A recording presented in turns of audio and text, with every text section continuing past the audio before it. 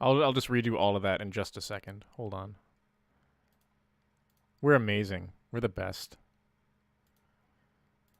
See, this is why. Again, none of this is being recorded. Actually, they can hear me now. I was gonna say, why did you guys keep me around with all these problems? I love you. Thank you. They make it fun. The 14 lore community, we're full of the scuff. There we go. All right, so Yeah. we can all hear each other. I'm gonna restart that whole thing. Hi guys, welcome back to Lorelines, episode 97. 2 weeks ago, we had a few of the cast members go to Fanfest, and Arden won't be here today, but we do have Cobb and Core Healer, who has apparently been debuffed with minimum. And anyway, Oh no. we are all very excited to discuss what happened at Fanfest. And what didn't happen. And what didn't happen, and also what's coming in the future. So thank you all for being here. More lore crimes have been committed. Yeah, so I am feeling better. A lot of people got sick after FanFest. I don't know if that part was broadcast when I was talking about it. I did get sick, not COVID. I'm sure everyone's aware by now of the one furry comic of the person who went to FanFest with COVID. They were not the only person who went to FanFest with COVID. They were just the first and only to They were the only one who admitted to it. Yeah. And they were hardly the only disease carrier that went. So, don't be too hard on them, please. I'm still not that impressed, but I mean, I'm just frustrated that it's like people don't really treat it as seriously as they should, and yeah, a lot of people had to suffer for that. A lot of people who tried to go to the convention who are, like disabled or immunocompromised like we are, and have to try and like navigate this while still having fun, and it sucks. For sure. Thankfully, we avoided getting any plague of any kind. We also had like air purifiers running in our hotel room throughout. Oof. So we flew in on Wednesday, and God, I'm trying to remember what happened on Wednesday. It was such a blur. We landed about noon, got our room and all of that, and just kind of explored around. I know registration opened on Thursday, and the first thing I want to say is that earlier in the week, FanFest kind of announced that, hey, so the Glamour to Life thing, we know that we had pre-registration open, and that's great and all, but we only have 100 slots and 500 people signed up. So first come, first serve. It's going to open at the same time as registration and be a completely different line. I heard that was a shit show. Yeah, not so much a shit show. It was just, it felt like things were changing very rapidly, and Aya and her team were just doing the best they could to make the best out of a bad situation. Like, considering what they had to work with, I think they did a decent job, but I feel like they had the rug pulled out from under them several times. That's unfortunate. Yeah. So, someone in chat saying that they can hear anything sound file. Yeah, it shows that you have audio and it's activated, so I want to verify. Wait, you might be, maybe refresh the browser if you're a few minutes behind. Can anyone else in chat confirm, please?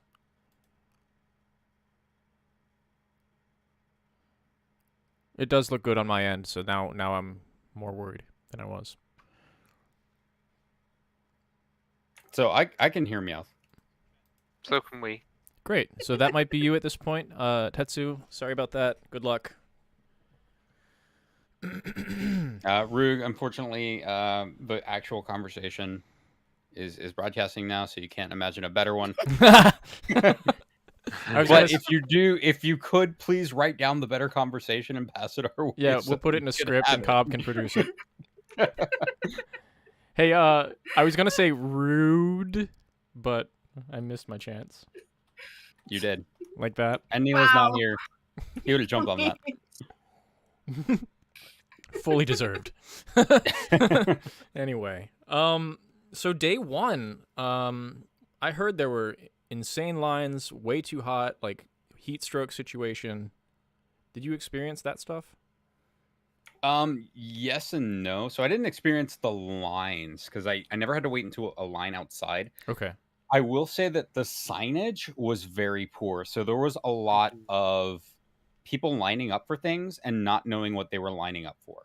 So there Yeah, was a line outside, I believe, on the first day, there was. and it was not for anything. Yeah, it was like we thought it was a line to get in to the actual like convention, like the into the main hall, but it stretched way beyond, like all the way along the convention center as a whole, like this big building right out to the parking lot on the north end of it. And when one of our partners and I got there and we were like looking at this, we were like, this is crazy, and it's like 46 degrees out, and that's like over 100 in Fahrenheit, and it's just insane. Like we were like, no, this is a heat risk. We're gonna go back to our hotel room and watch the keynote there, which we did. And then we came back later, like right after the keynote, and that line was gone completely because it hadn't actually had a purpose. So it was like we could just walk in, and we did. That's crazy weird. Yeah, so we were able to get into the convention in the afternoon, like the actual like main hall and everything, no problem. There was like basically no line.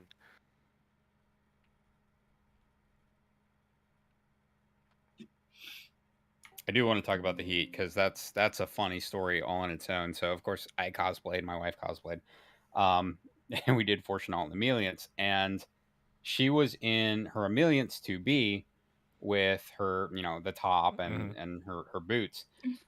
We were outside for a minute and a half crossing the street to get into the convention center, and we get inside and she realizes that the glue that held the sole of her boots on melted Holy and her shit. boots fell Yeah, apart.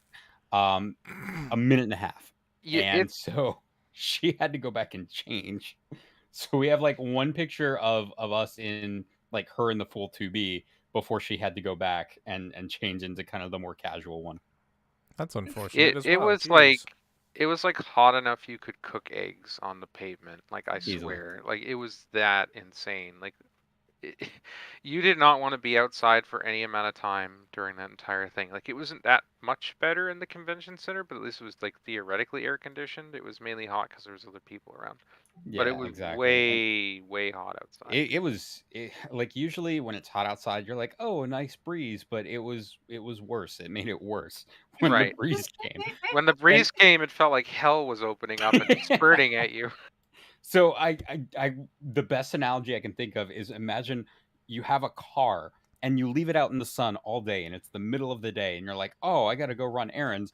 And you get in your car and you get inside and that blast of heat is exactly what it was like, but it was everywhere outside and you couldn't get away from it. It's like a Metzelk opening the gates of Azeroth. Yes. Oh my god, yes. It was like the final days everywhere. You can feel the cinders on your skin. Yes. Kudos to Square Enix for that realism 2 expansions late.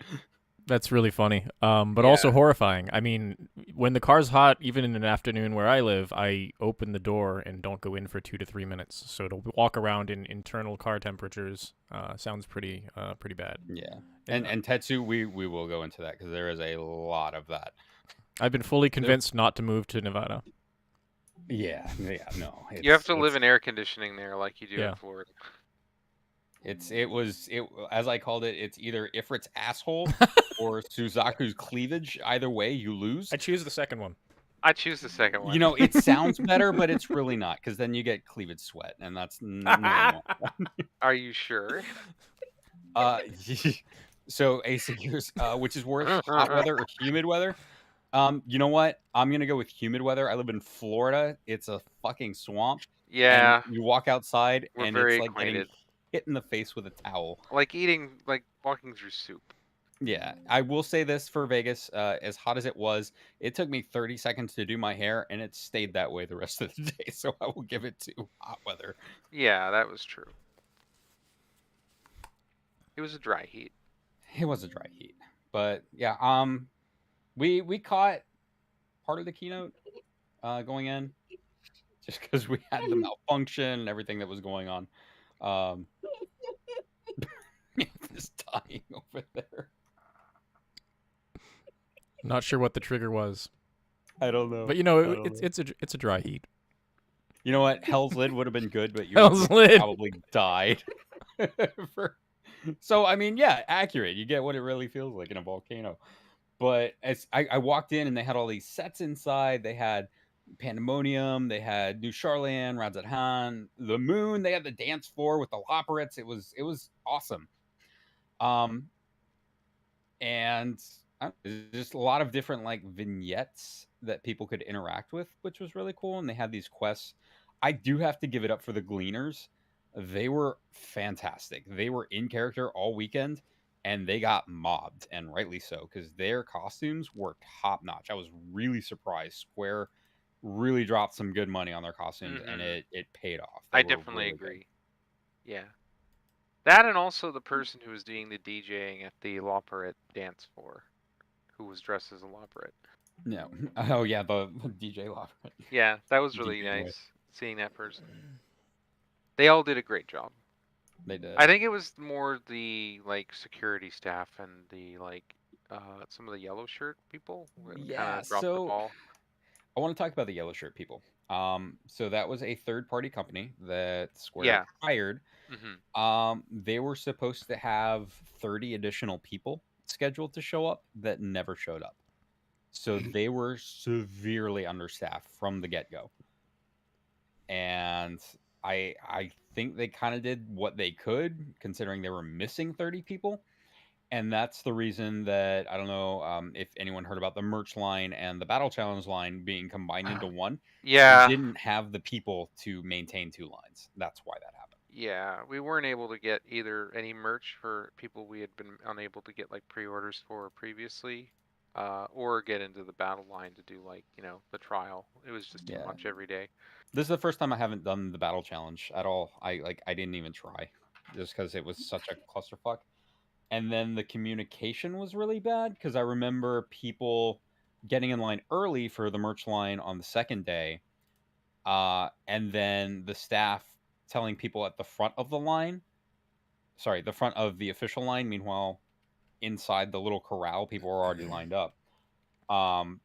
Hey, if you haven't signed up online and you get to the front, you're going to be turned away.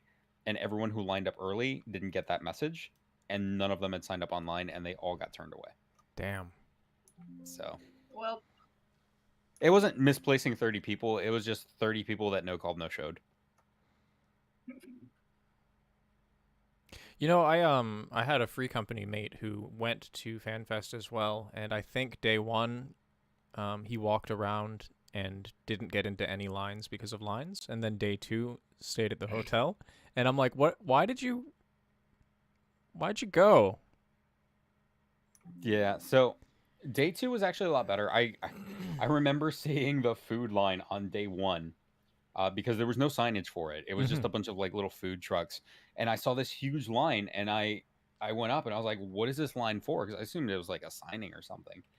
And they were like, "Oh, this is the line for food," and I'm like, "Which food?" And they're like, "I don't know." Yeah, that happened a lot. We ended up just going back to our hotel to eat like after a few hours the first day because it was just crazy. Yeah, it was. We were able to spend much more time on day two at the convention, including for like the Primals concert and stuff, and meeting Ishikawa in the evening. Yeah. so did you get to ask the relevant questions? So my wife picked a meet with Koji and Soken. So I did fire a shot at Koji. And I asked him, "Hey, so sometimes there's kind of inconsistencies with the story. How well do the scenario team and the lore teams communicate?" And he's like, "They communicate pretty well, but occasionally things slip through the cracks." That is I the was most like, honest answer. yeah, I can yeah, accept that. Can you? Like, it's fine. yeah, I mean, yeah, it's reality. yeah. In the end of the day, it's a game, and in a game this massive, like you're gonna have stuff slip through. For sure. I mean, as long as we're not getting interpreted how you wish. I So- mean, there's some times when that's appropriate, but Yeah. the inconsistencies So with I will- Endwalker, right? Someone said something this weekend or last weekend Mhm. that really stuck with me, and it's how different devs view the game. So Ishikawa and the scenario team view it as kind of a high concept, you know, up to, how do I put this? It's high concept, kind of more a piece of art than Yeah. anything. But Yoshi P sees it as very straightforward. Like what's on the page is on the page. There's no deeper meaning to any of it. Yeah. Just don't Fair think enough. about it too hard. Yeah. But the scenario team does and the lore team does. But Yoshi P is more, he's got that engineer mindset where, keep it as simple as possible. And if there are questions or things that come up outside of that, we'll worry about that later or not worry about it at all. Is that sort of the It mindset reminds- of in the end it's a video game versus Yes, we're trying exactly. to write a story? Just Which is two different, reasonable. two different shifts. Yeah, It like reminds you've got, me of. No, go ahead. you've got hundreds of people working on this thing. Of course, there's going to be people who have that mindset who have to, because they have to run the practicalities of this giant MMO like Yoshida does.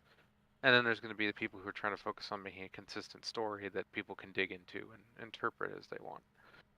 So AC has a question, and Rug responded, but it's, are we still allowed to ask questions about the Heart of Sabik? It's a decent conclusion, but not a definite conclusion in some aspects.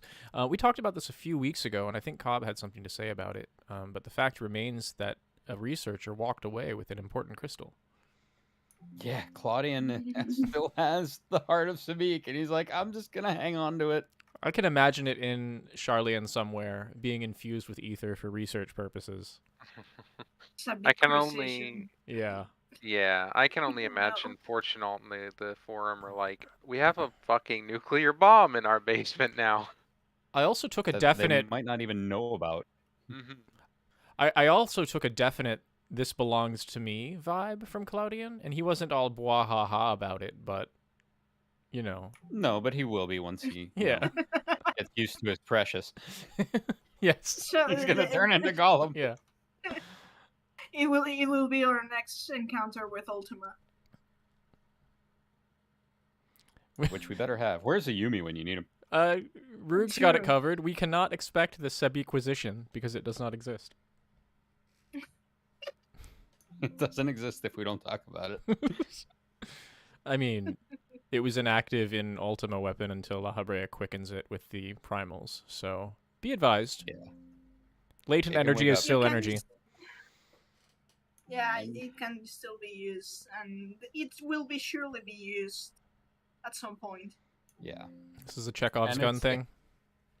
Not too far located from where, the Ragnarok was loaded up with all that ether. Yikes. Sure, they didn't use all of it. Dun, dun, dun. But yeah, back to a little bit more of FanFest. What can you bite into? Oh, so everyone's heard about the organization issues at this point. Pretty much everyone who streams who was there has talked about it.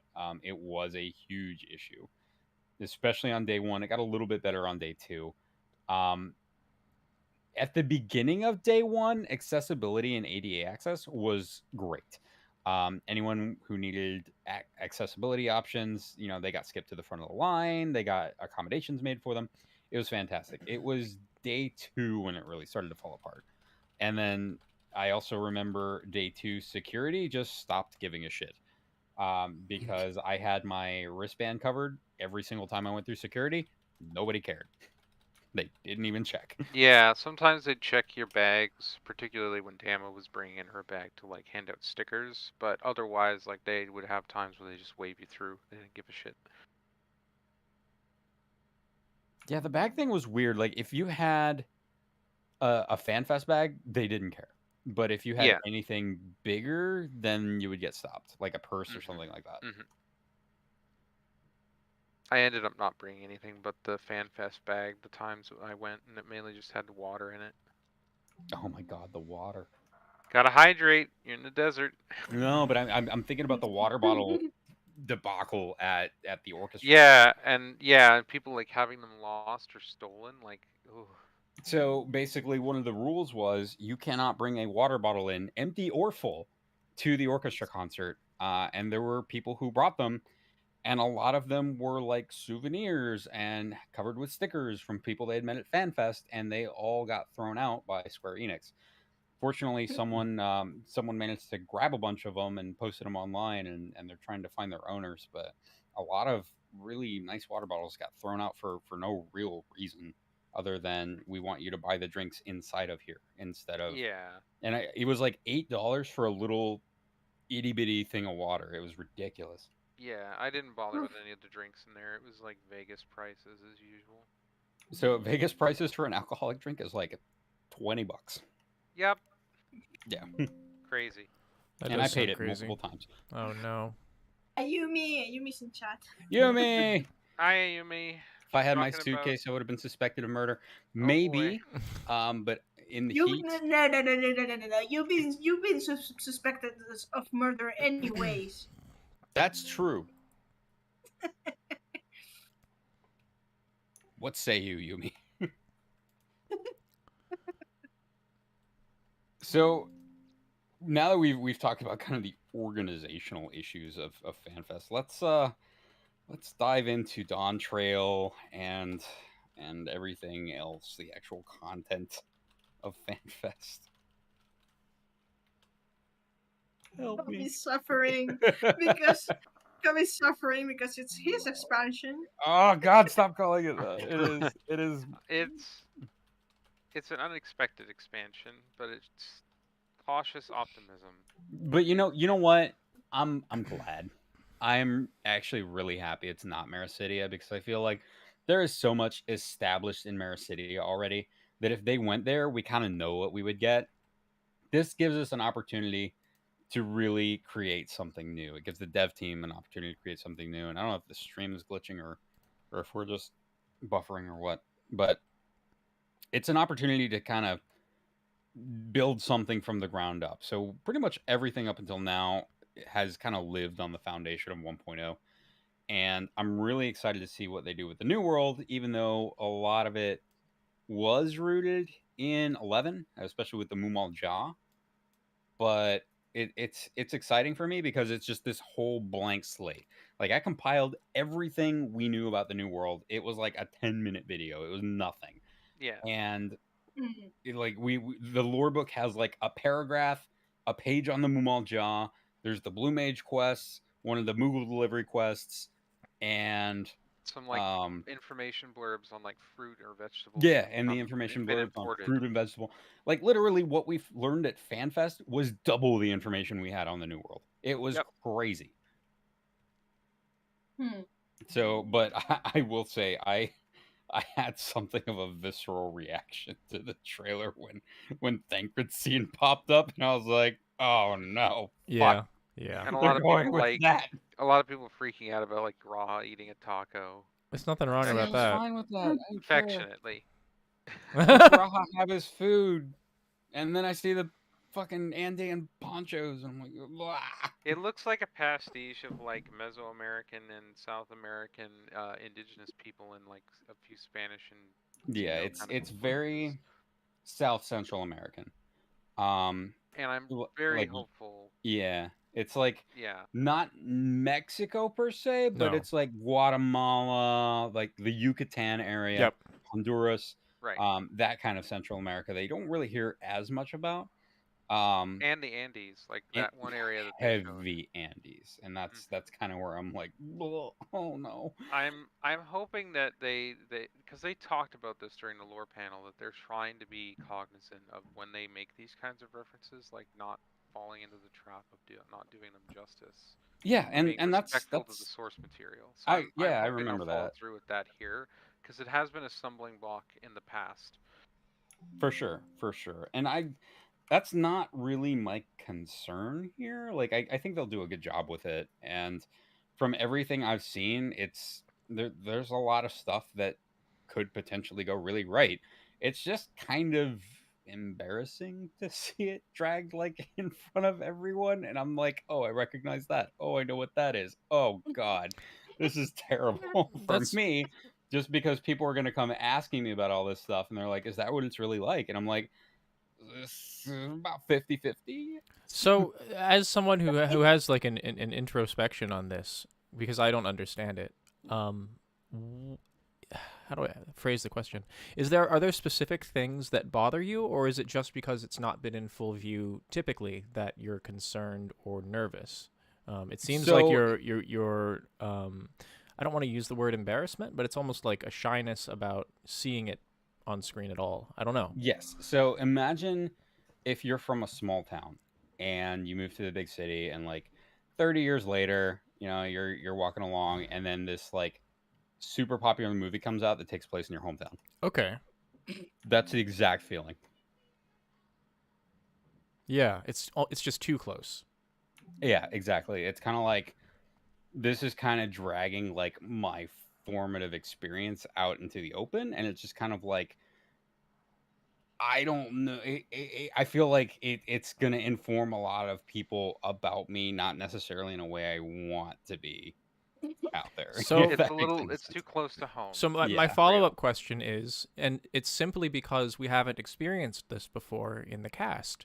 Do you think that other fans, when we have other civilization types appearing in the story, say Radzathan in Endwalker, etc., do you think they have similar feelings? And if not, why? Possibly. I feel like a lot of the cultures we've seen now are very influenced by, but not straight one to ones. And I'm hoping that's kind of what happens here. So they talked about Favner, which was kind of a mix of Indian, Ottoman. Mm-hmm. Alamigo had a lot of the Ottoman and Turkish culture as well, but as well as a lot of like some Middle Eastern elements. I saw And a of lot of course Syrian. the Far East. And Assyrian? Syrian. Yeah. Okay. Yeah. Yeah. But it's very it's kind of hard because it feels like I've laser focused on this one part, but I don't think that's going to be the whole of the expansion. Primarily because we've only got the name of the one zone. I think it's primarily going to be contained in that one zone, but you're also going to have some people, from that area sprinkled in other areas like the main city. Which I looked up translations for the names after the lore panel. They were like, yeah, everything we name means something. I'm like, all right, let's see what all this stuff means. And the name Tulio in Swahili means like you are here. And that's it. So, Welcome to Place. no, it's like I think it was Rube that commented on the YouTube video where he was like, wouldn't it be hilarious if they were just trolling Ketenram and the initial expedition, and they were like, hey, where are we? And the guy's like, you're here. And like, oh, you're here. That must be the name of the city. Oh no. Oh no. Doesn't need to be any fancier than that. Right. Where am I? Here. Here. I mean, I don't. I mean, if my if my country were to be represented in 14 at all, that would be I would be over the moon. I mean, if done, of course, right. Yeah. Then again, there's a lot here to take.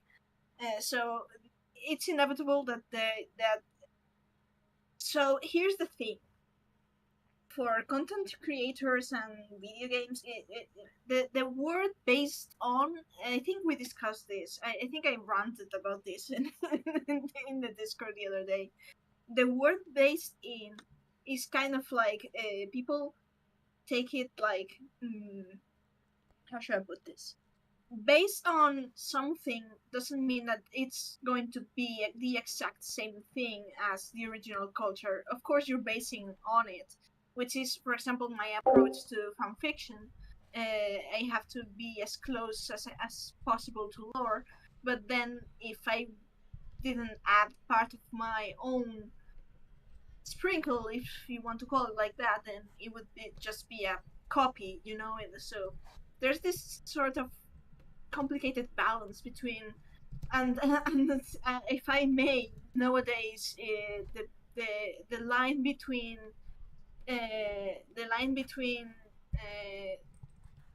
taking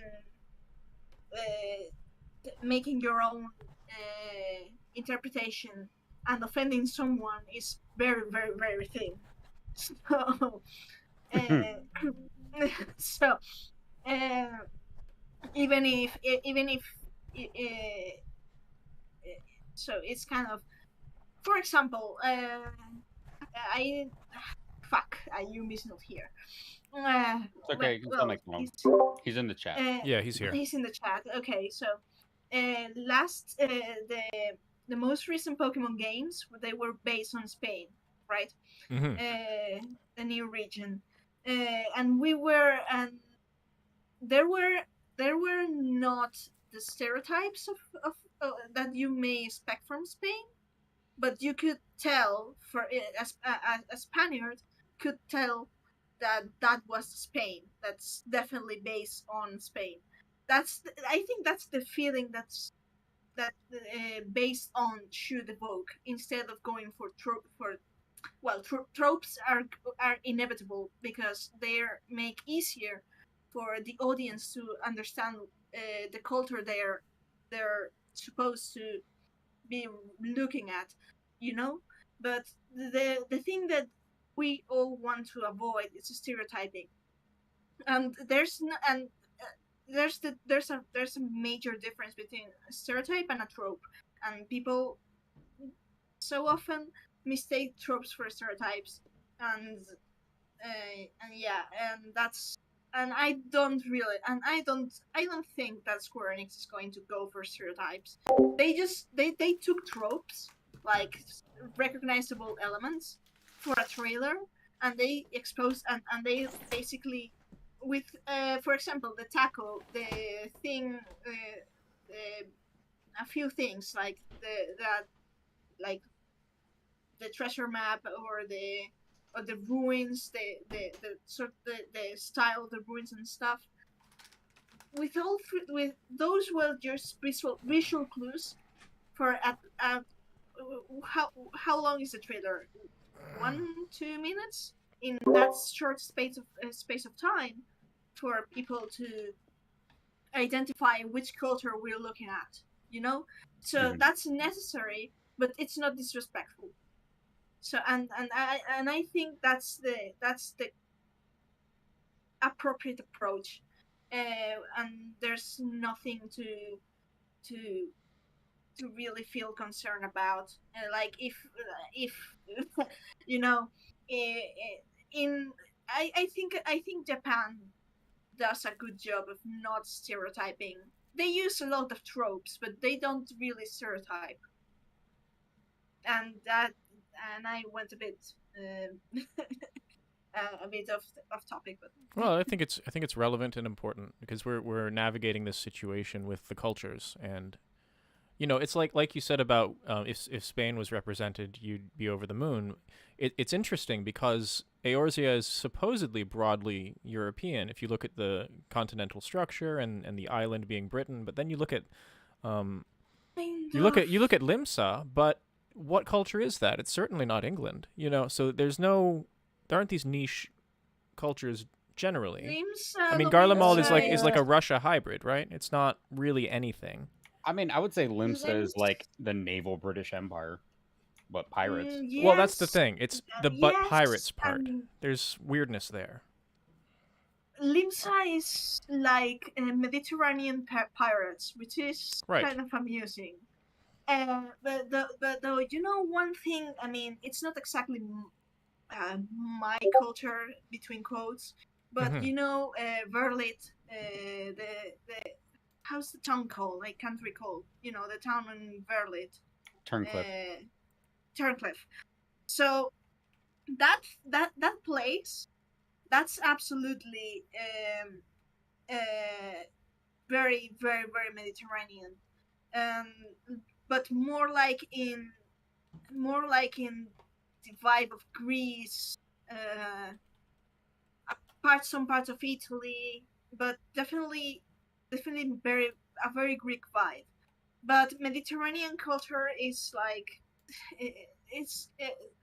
Spain is like if they were going to aim for Spaniard culture, because right now here I have to make the difference because sadly for most people, Spanish culture means, you know, South American culture, and that's not exactly this. Not exactly the same. I mean, They're we've mingled, but South American culture is still very distinct from Spain's culture. You Of know. right. course. Yeah, There's a like lot I'm of saying. differences in like language and the Uh, culture from country to country. yeah, we've mingled in many in so many things, and that's why we have, this is kind of difficult to explain. uh, there's a term that we use to refer to South America and Spain that's called, loosely translated, Hispanity. uh, that's basically it's the feeling of brotherhood with the what they call the motherland, and what we call our, well, our brother, sibling, whatever. And they do call it It, the motherland. They do. yeah.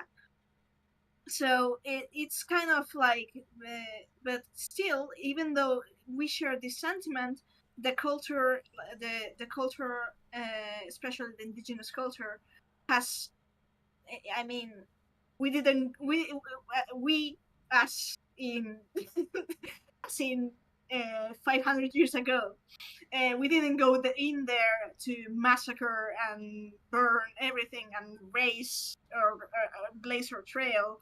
We no, it was more like, it's complicated.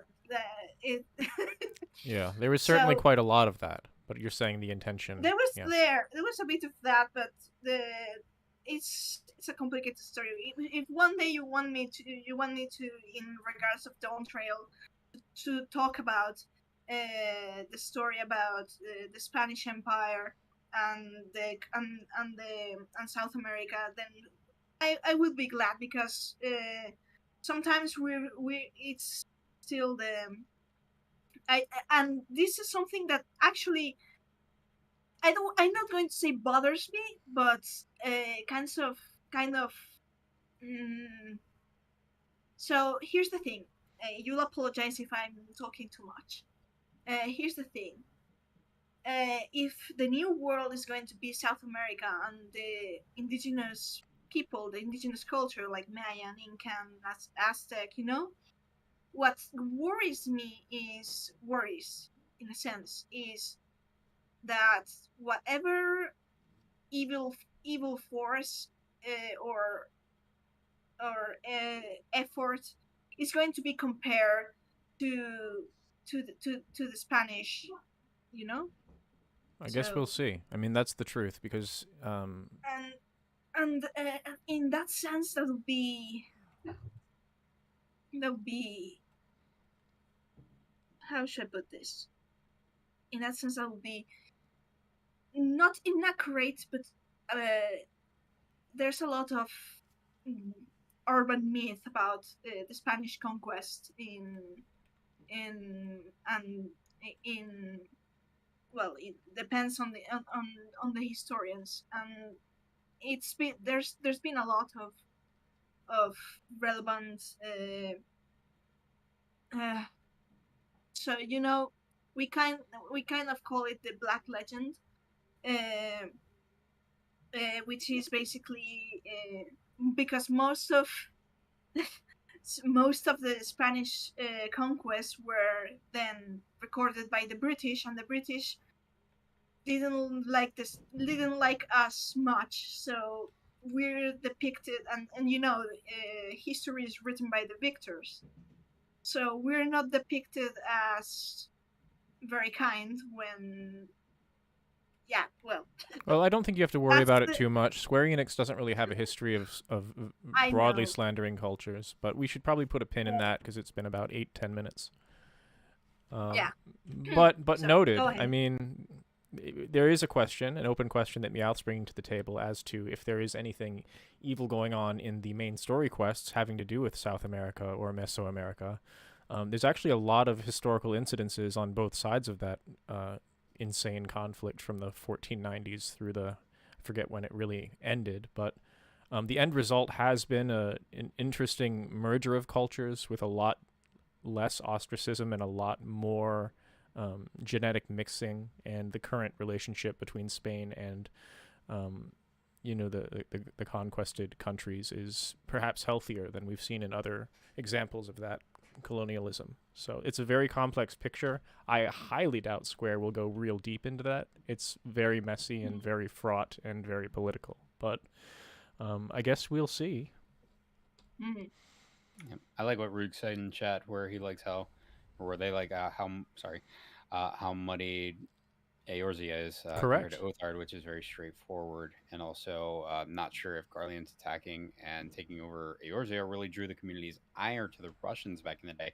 I feel like it did draw ire, but most people equated it to fascist Nazism They rather did. than Russia. They totally went Germany on it, and I think that was a false. I don't know what the word is, but the fact is that these were hulking Ubermensch with blonde hair, led them towards the German vibe. But it's turned itself into be very very much more of a Russian vibe than a German vibe. It's more like it's strange because Garlemald is like a mix of the Roman Empire with Correct. Russia, and but then again, the the fascist movement was meant to be meant. The Roman Empire wasn't that, but was the movement that was started by Benito Mussolini. Correct. That was meant to bring Italy to the times of glory of the Roman Empire. Well, and and honestly, many historians have said that if Julius Caesar saw what Benito Mussolini was trying to do in kind of his name and the name of the Roman Empire, he would have been really, really mad. So that's. But then again, we can't really shake the connotations, the empire connotations as of today, with this sort of conquering and this thing, when in truth empires were a staple until very recently, and Well, they're still a staple. Let's not get into that. Yeah. Fair enough. I mean, with the name of empire. Yes, we've hidden it behind convenient noun verbs. It's the same. It's the same thing. So yeah, but yeah, Garlemald. I mean, Othard is fairly straightforward. It's straightforward, but it didn't get the multi-expansion treatment that we got from Eorzea. Yeah. If you really take a close lens, Doma is very different from Dalmasca, is very different from Landis, is very different from Kugane. Like, they're not really straight. They're very different cultures. I would really like to explore the rest of Uncloud Ilsabard. Hingashi. No, Hingashi. Well, we got this recent thing with Hingashi, the new variant dungeon, but I don't know how deep that goes. I haven't completed it. Maybe some of you or chat can speak on it a bit, but we did finally get a window into this, and it's very very overtly a window. That's the whole purpose, to explore with Hancock this place that we're never been allowed to before. I've actually not done it yet. I really should, whenever I got the time, to go back to do some of these dungeons, because I kind of... Yeah, the variant dungeon, just like the one with Ulda. So I will say, during FanFest, I did get to meet up and chat with Sonotic Scribe for quite a bit. Super nice guy. Very, very down to earth. I let him know that beforehand, if they uncloud Ilsabard, it's because he hounded them so much about it. If they don't uncloud Ilsabard, it's because of the same reason. Either way, it's your fault. He deserves full credit, yeah? Right. It's fun. But no, he was super nice. It was really nice to meet him. I also met Pyro when I was out there. Hmm. Also super nice. No, good time. A lot of really passionate people at FanFest. That's really great. I do wish. I know that the heat was horrible, and it would have been nice to go. Genuinely, we did another thing with the family here, but Right. I'd like to go I someday. Hopefully, we don't fall off the edge of the game before I'm able to. But it would be fun. Yeah. I will say that what made FanFest so good this year. So FanFest 2018 was like the perfect convention. It was run amazingly. The people were great. Everything was awesome. This time run not so well, but the people is what really made FanFest good for me. Finally, meeting some people that we've been speaking to for years at this point. Mm-hmm. It sounds like an opportunity not to miss. Oh, no worries. Maybe if I plan a full year ahead, eh? Just budget it Yeah, in on the maybe. front end. I saw that, Rug. Yeah, Croton did show his uncloud. He wore his uncloud Ilsabard shirt on the first day. That's wonderful. It was really funny. I didn't get to meet him, unfortunately. I did meet Sonotic. And a few of our other friends weren't there. I met up with Rook as well. She's super nice. So it's a short clip, but last night Cobran sent me Oh my god. the video. Do you want me to bring that up here? You can do it. All Yeah, right, give me a minute. I'm going to switch scenes. I might have to add the browser, but we'll go ahead and do it here. All right, let's see.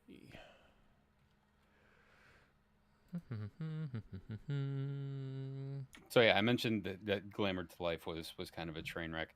So we just did this stupid thing.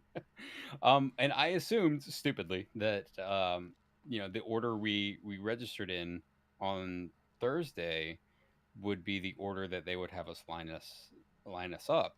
That was not the case. Again, it was first come first serve. That's why they didn't announce anybody, because they just couldn't get through everybody, and everyone was kind of in wacky orders. So people who were there like first thing in the morning on Thursday came in like 30 or 40 in line, because that's just when they showed up to the line. Now we have a black screen. Yes, we do. You can keep talking. They can Okay. hear. They can hear just fine.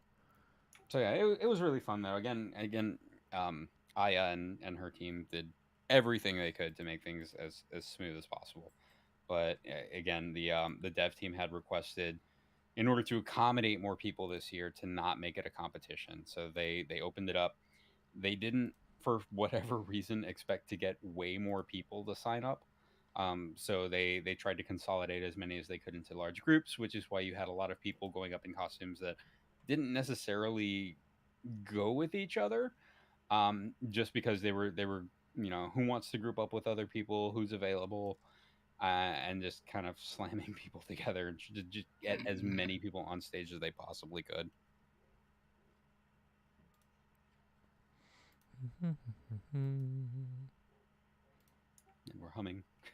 Yes, we But are. yeah, it was fun. The concerts were phenomenally good. I don't think that Soken had as good of a meme moment this year. Like, it was still good. He still came out with the Otomatome, but I think what really set it off or made him like shine this year was, instead of going like full on wacky crazy, he sat down at the piano and started playing a duet with Keiko, and like was phenomenally good, because of course he's super talented. You have to actually be really good at music to do wacky stupid stuff like that, which is Yeah. kind of weird to think about.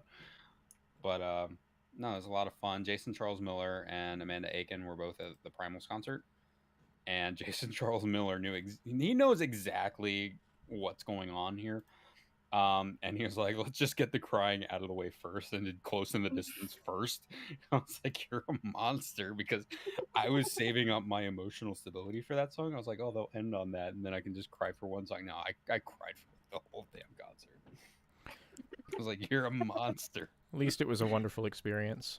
Stream's giving me some trouble, so I'm going to let that go, but I will share it later. All right. So yeah, it was a fun time. It's just again very hot. I didn't have issues with dehydration this time. Mhm. Um, they did encourage everyone, to carry empty water bottles and drink lots of water, which was Oh good. yeah, we drank a lot of water that weekend. It's important. Yeah, it was. Totally separately, but I've been actually drinking 2 full glasses of water before I touch my coffee the last couple of weeks, and it's really helped my clarity of mind in the mornings. So I think that Oh, nice. FanFest, ironically, I think actually helped improve our hydration, which has already been kind of improving my migraines. But what out of it necessity? really, yeah, it drove away like the idea that like, oh, just a glass or two is fine. Like you have to drink water throughout the day, generally speaking, Yep. to keep hydrated, especially when you're walking around in that heat, but even just in general. So, are we going to speculate on jobs and stuff? Well, I think we could. We already touched on the South American vibe for Dawn Trail. Our Warrior of Light looks just like Orlando Bloom. It's got like a Corsair vibe. That's It's my got a guess as Corsair well. vibe to it. He's ready to explore. Damn, so am I. I shared on the Every- Discord a couple days ago. Maybe it was yesterday. I was just cleaning out my garage and I came across some old art when I was a elementary schooler, and I had drawn 3 ships coming on to off of the ocean onto an island or a continent. It was like Fao Dawn Trail, circa 1991. Yeah. I'm excited. I'm ready for the exploration. I'm hoping that they give us an appropriately role-play-y kind of explorative vibe. I don't want to go too deep into tropes, but Ronka obviously seems like the sharded version of a Mesoamerican civilization, and I really liked that sequence, even though it was short with Ranjit when we're going through the temple and he's chasing us down. I can So imagine some seriously like, and again, I hope this doesn't insult Koberon, but like legitimately some like Temple of Doomy kind of vibes to the exploration at some point. oh, it's not offensive at all. Okay, good. Kalima. Yeah. No, but Or, yeah. I'm glad you brought up Ronka because the similarities are absolutely staggering. Like way too much to just be coincidence. I agree. And I think that seeing Ashtola's development, looking for ways to traverse the void, I think people are gonna. I think a lot of people are looking at Dawn Trail as kind of this fun beach episode, kind of like side story that's No. not going to be relevant to anything. No. Square does a Yeah, good job. They're gonna I bring it mean, this hard. is like this, there's yeah, gonna be an element of that, but the whole like, oh, we're gonna like be involved in a crisis of succession and the government of this city that's on this continent. It's like right. that's an element of like I think promising that's more. yeah, I think that's going to be like up to Garlemald type of thing in Endwalker, and then suddenly we're gonna get bait and switched, and I think we're gonna see something like I don't want to come out and just say, oh yeah, Ronka just collapsed overnight and the Vieira were there, the V's were there to Mm-hmm. just watch over it. But where did they go? Right. Like there were no descendants of Ronka that we met other than the V's that were guarding it. Like And the Qatari. where's the heritage or the descendants of the Empire of Ronka? Because it's still there, it's still standing. The It wasn't building's destroyed there, in a but where are the calamity. people? Like, Exactly. Mm. Maybe they figured out how to open up a portal and leave and go back to the source. I love that. And that's Or where the culture of the New World came from. or And they alternatively, went and they all turn into Mamuja. No, so let I me. would think All right, alternatively that the that Tyrrell's people, their civilization is mainly like the source's version of that kind of a culture. Much it the could be. same way that Vobert is like a mirror of Ishgard. Yeah, I just the similarities are a bit too close for me. Um, but I will say I do want to clarify the Mamul Jah. Um, so the Mamul Jah isn't like a race; it's an alliance, and it refers to all the citizens of the Mumaljan nation, which is in Tyrol, and that includes the Mumalja that we're used to, but it also includes Hures and Mikote, and like they're all considered Mumalja. But not to So- Eorzeans, who are Not to Eorzeans, but but in the real world, life. yeah, everyone's pretty much going to be referred to as Mumalja, and then we'll get the Hubigo and the Dubu or whatever the writers are called. Like those are the actual like names of the races, but they're all together the Mumalja. Hmm. It's going to be interesting for sure. And just to clarify, I misspoke. I did mention Temple of Doom, but I was actually thinking, I think, of the opening sequence of Raiders. Okay, Um, yeah. The That's top- interesting. the rolling I ball, didn't the know. golden skull, yeah, all that. I didn't know that tidbit. It shows that I have been a bit disconnected, No, but it's I really enjoy that tidbit because that's pretty much how it went down, how it was like the South American well in that back then the South American colonies of the Spanish Empire. Everyone was Spanish. Everyone was Spaniard because they were, and they didn't look at race, tribe, whatever. You were Spanish. Period. So that I think that was really positive because you had the whole same rights and privileges that everyone in the mainland or everyone else had. You were considered as a citizen. So Ultimately, but not I during the conquest period where three not emperors were during the toppled.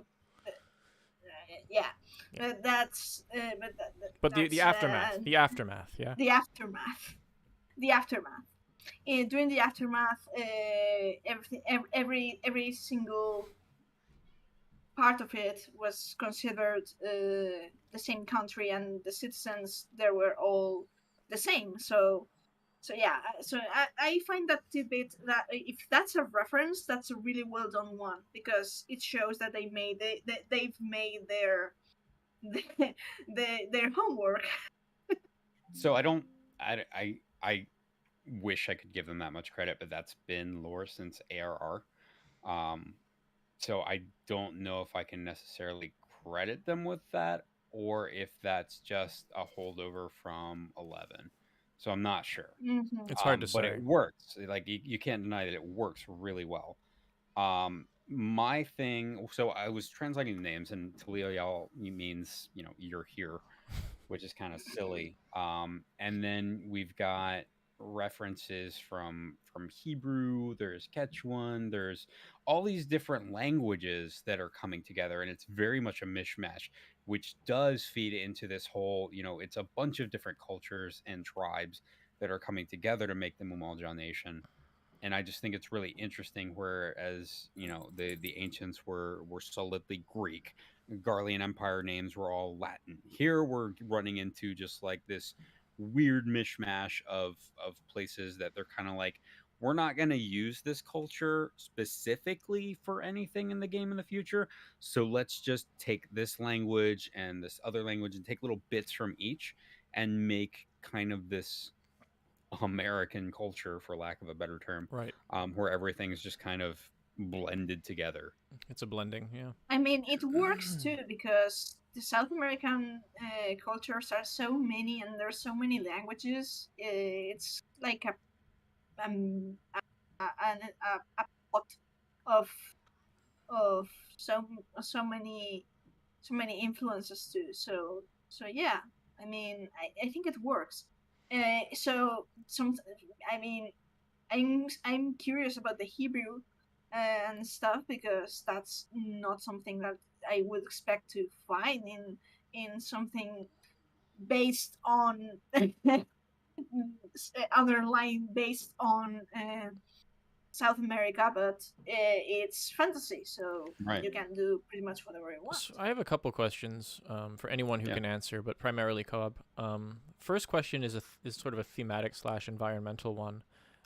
Do we think we're going to get distinct Amazonian, Andean, and Mesoamerican regions? Do we think they're going to do a decent job with zoning? Is it going to be too trope heavy? What do you think they're going to do environment-wise?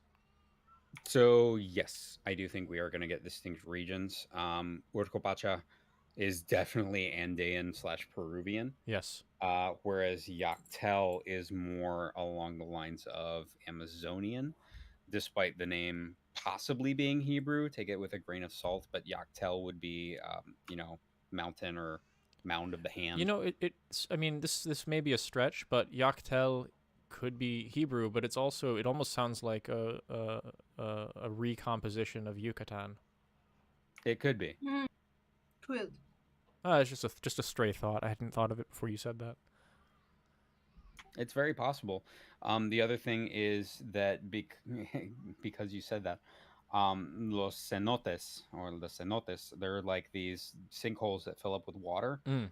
and there's Mhm. about 10,000 of them in the Yucatan Peninsula. We So got to it's see a lot of them when we went to yeah, vacation there, yeah, exactly. and swim in one. Yeah, and they're extremely clean. They're lovely. I Yeah, love they really swimming are. in there. It's all very filtered, very clean water, and they're gorgeous. They're a big part of why the Mayan civilization was able to flourish, was they had Yep. that access to that water. Exactly. So Ayumi's So- in chat. He just said, "Don't say Amazonian around Thancred." These are different Amazons, not the Amazon Greeks who were. Okay, this is different. This is a colonial naming ism. Silly man. It's not different at all, is it, Steve?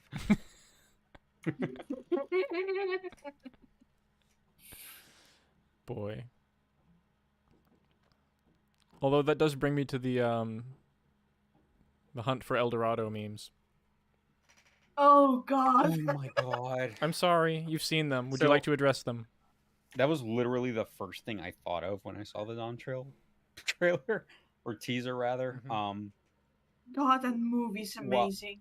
While it is fun and funny, and it kind of does represent, this Western person coming over Yep. to, what was then the New World, and messing everything up, playing Spanish guitar, putting all the stereotypes from Spain in that movie. Literally, when I think of Spain, I think of bullfighting in that movie. I'm sorry, Meow. Yeah. No, it's fine. I Well, mean, it's messy. Hopefully, it's in good humor and good nature. no, it's fine. It's all right. It's part of our culture. Despite everything, it's part of our culture. It's one of the most recognizable part of our culture. So there's nothing wrong with that. Okay, thank you.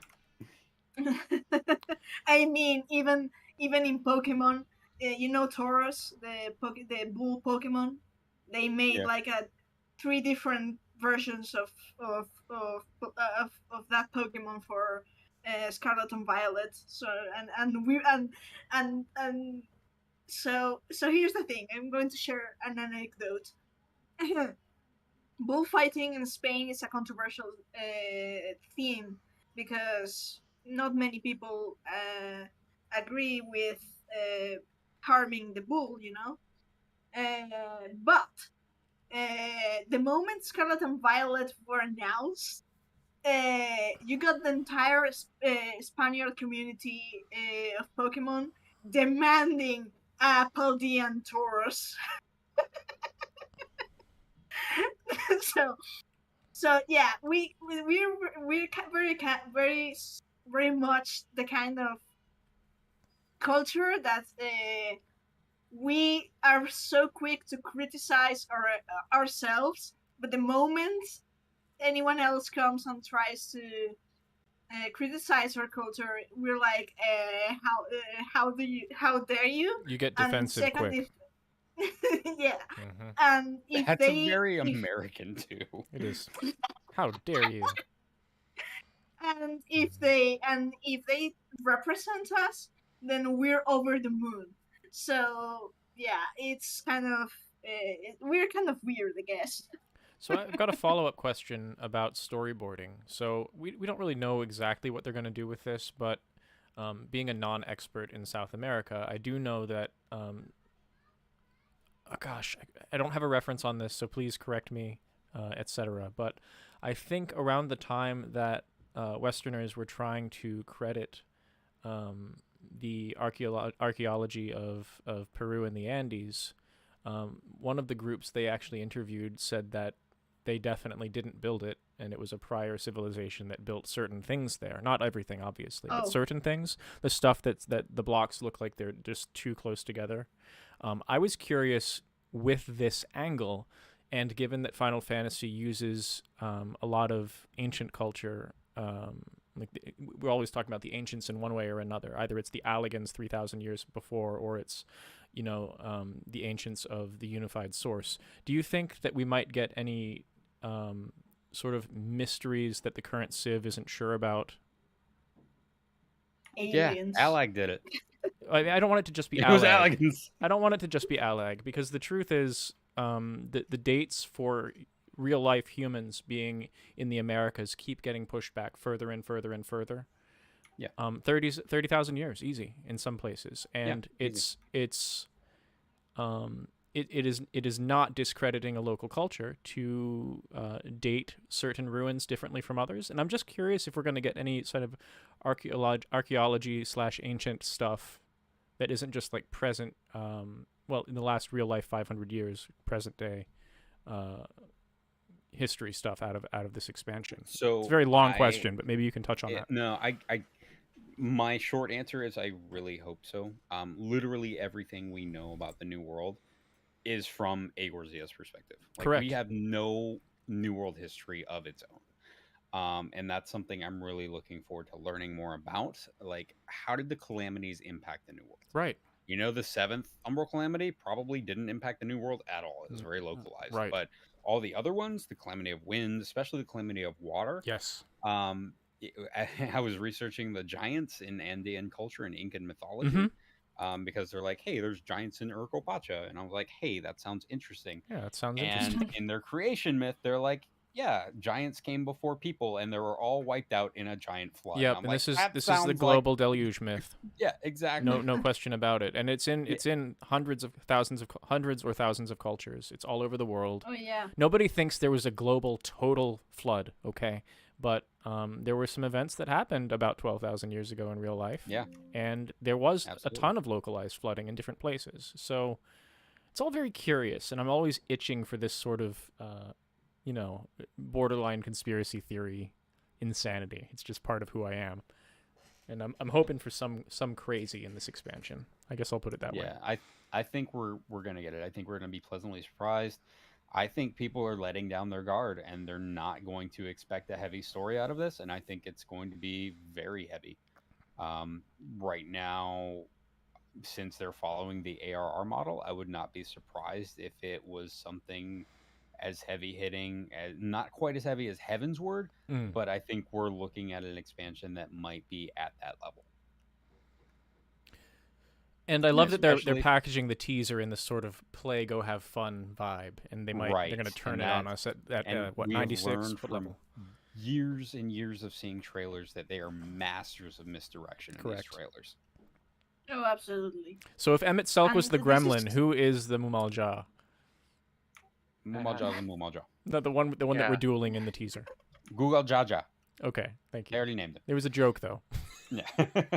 Emmett Selk But was the gremlin. honestly, see, there's two possibilities there. One,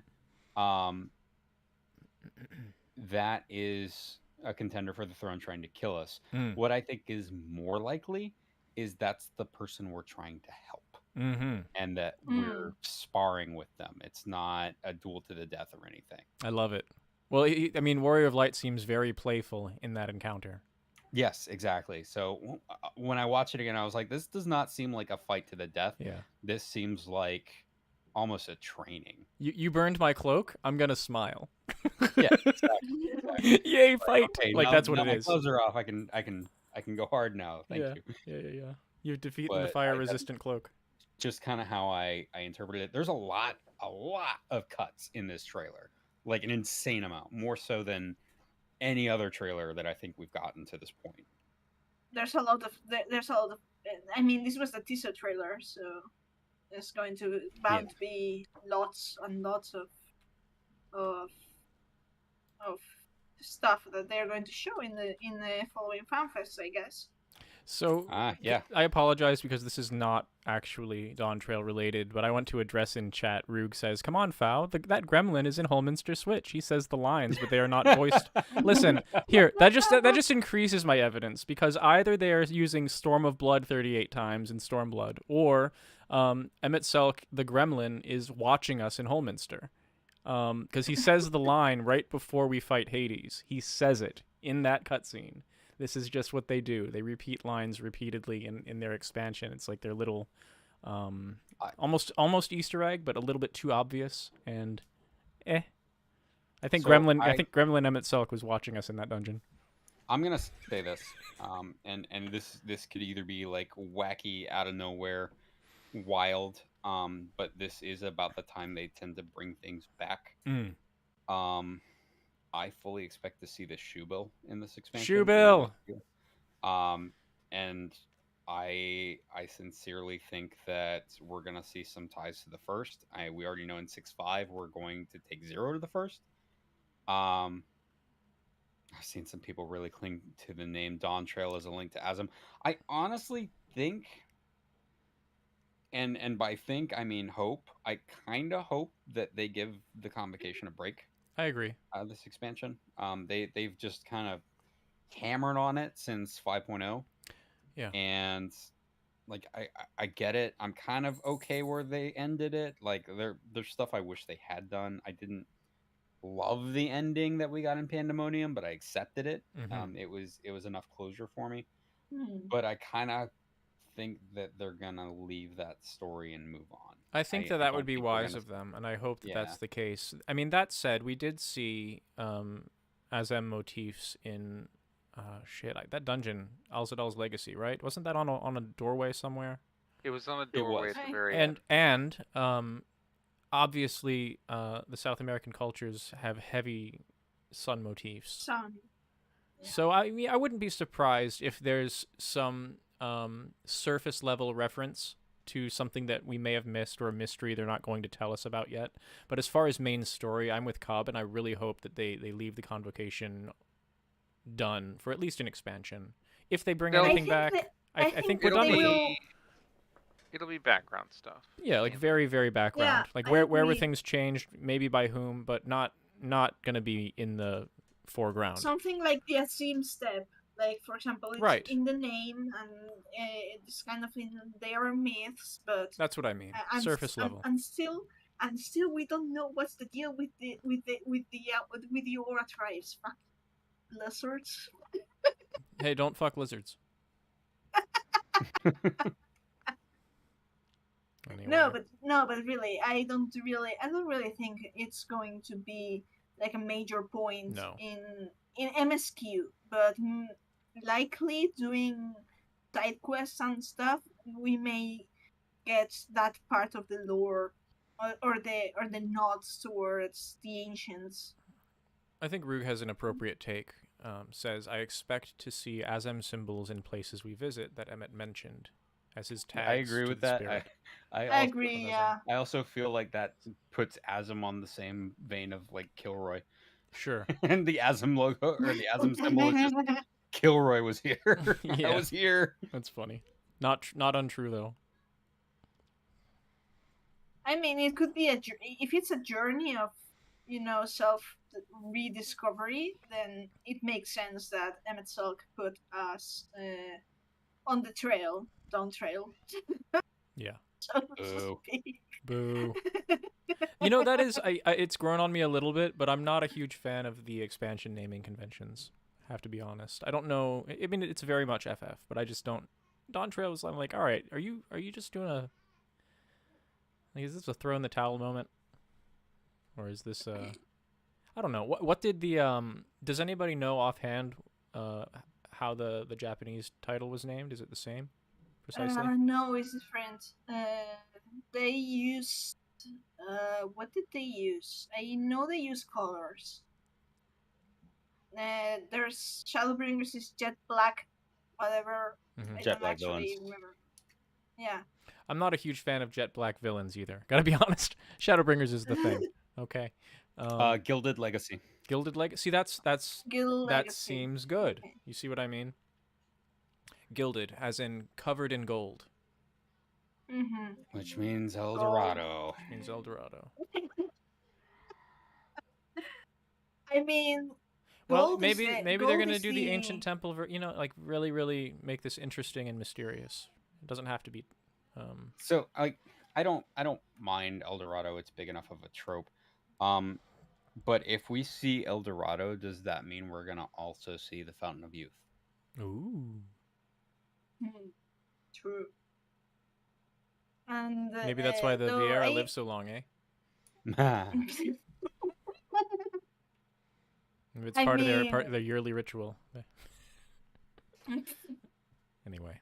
I mean, gold is the metal of in alchemy. Gold is the metal of the sun. Correct. That represents sun. So yeah, I mean, tracks. It tracks. So, Expect sun motifs. So- It's the sun expansion. mhm. I did not get And- any tells about which, if any, Final Fantasies they may be integrating into this expansion. Do we have thoughts? 7. I do have some. Okay, start with Cobb. You said 7. Why? So in the Blue Mage quest line, we get huge. So there hasn't been a lot of 7 in 14, Correct. surprisingly. But in the Blue Mage quest line, we do get kind of a glimpse at what we Oh, could be looking for, but true. mostly in the northern parts of Tyrol, Okay. where the I forgot his name, the Rogadin, who's kind of The an wo- asshole. okay, yeah. Who's trying to save the Wallachie from smallpox, but he's like, in Yeah. exchange for the medicine, you're going to give me the rights to the Cerulean Canyon, and I'm going to strip mine it dry. And the Wallachie are like, that's the lifeblood of the planet. You can't do that. And you have very clear Shinra allegories Hmm. there. Yeah. We keep saying 9. Tetsu says 9. We keep saying 9. So I don't know. I with- think we missed it completely with Endwalker, and I think 9 9? was Shadowbringers. yeah. There was a lot of 9 9? in Shadowbringers. There's also a fairy tale of 9 in Walker too. Yep. And D3ND says Cosmo Canyon. Yeah, Lapis Canyon is essentially Cosmo Canyon from 7 as well.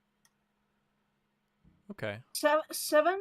Well, I'm not a fan of 7, but Well, I 7's can very tolerate, industrial and kind of proto-modern, and it's a lot of factory nonsense. And I don't know about how deep the vibes will be in a game like 14, and that's been the problem this whole time, all these years. It's just a different... They did something okay with 8, though. They did Eden just fine, and so... Maybe. Yeah, they've been getting better every single expansion. So here's hoping that they just nail it this time. Mm-hmm. Yeah, and they did that too with Final Fantasy 13 and the Elegance. It was one way to integrate the whole aesthetic. Though I have to say that the logo, speaking of 13, I have to say that the logo of Dawn Trail reminds me of the Pulse Vestige. So maybe it's just me. You're right.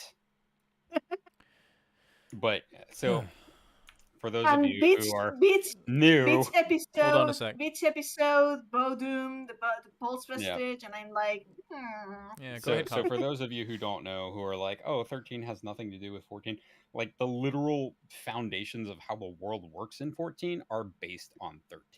So 13 is literally ingrained into the structure of the world and how Aether works. Mm. yeah. I may I take the chance to say Go that for it. I plan to start streaming lore heavy spoiler, not free spoilery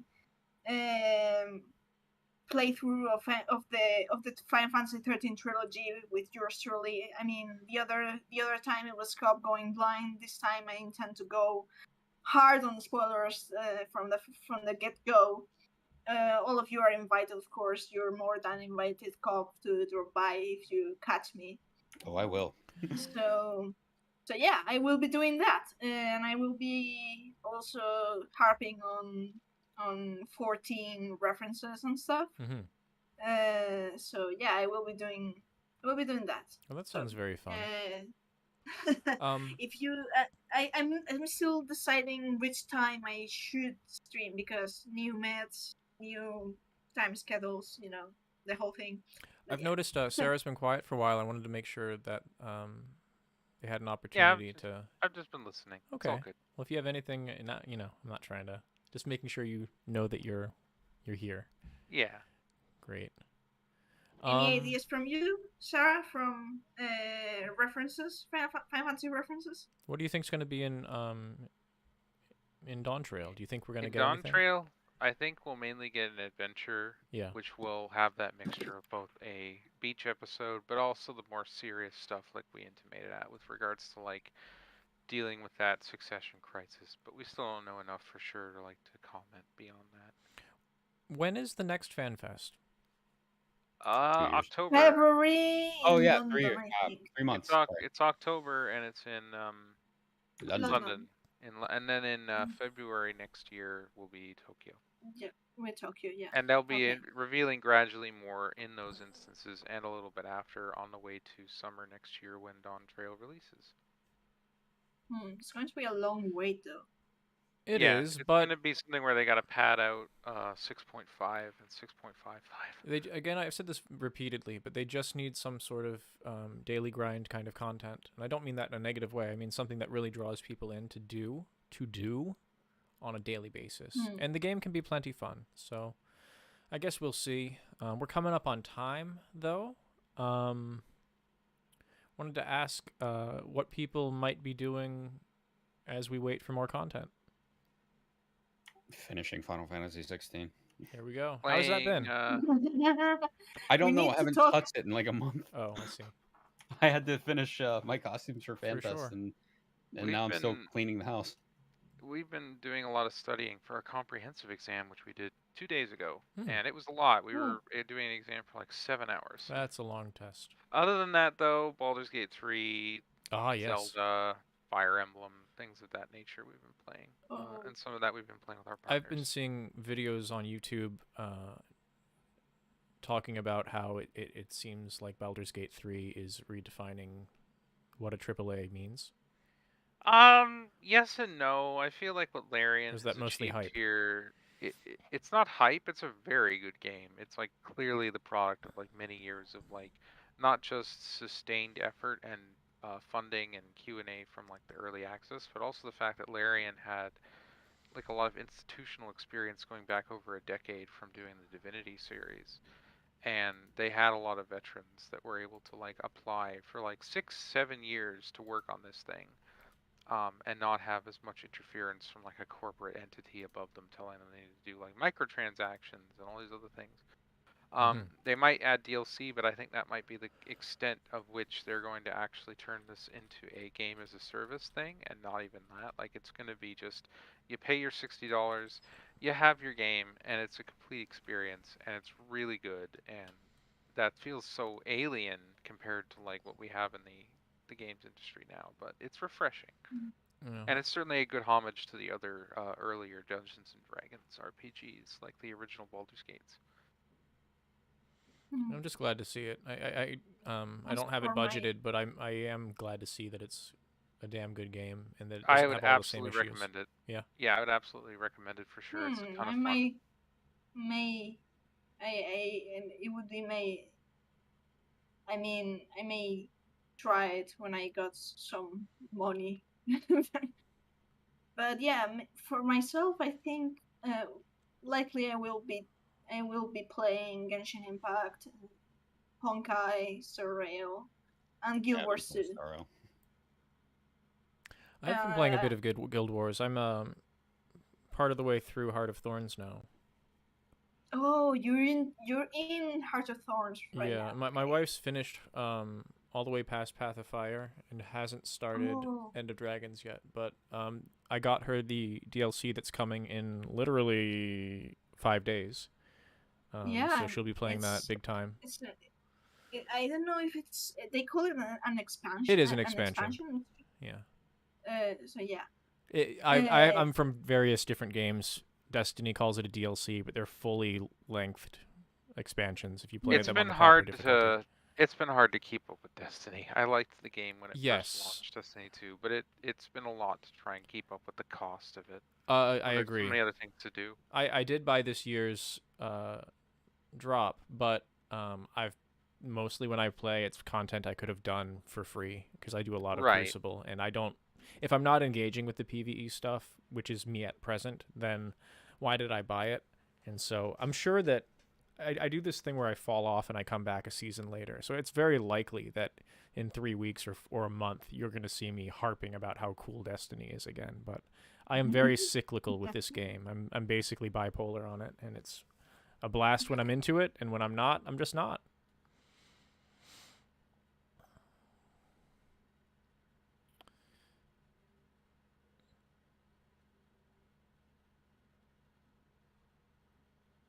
Good times. Yeah, absolutely. Well, I guess we'll call it here. I had fun. I'm glad we got the chance to talk about it. I'm not sure. Next week, Cobb, did we have a guest? Is that confirmed? We do. We have Rook. Rook's coming. Okay. That's Okay. great. I was not going to be here, but plans may have changed, so I'll be in touch, Cobb.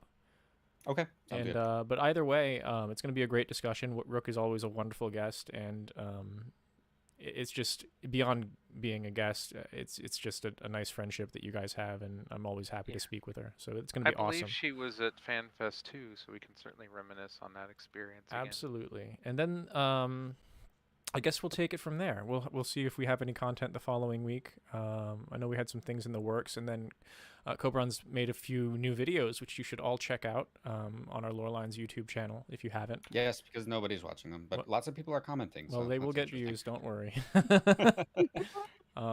I've made these videos, and I've been really mulling over streaming Dawn Trail. So I've always recorded my run through, but I haven't streamed it, and I'm very heavily considering streaming at this time. So just to kind of give my reaction to things as I go. Yeah, that would be exciting. I Your took last- the screenshot everything your route, last and it filled up my reaction- hard drive, so I won't be doing that ever again. But Okay.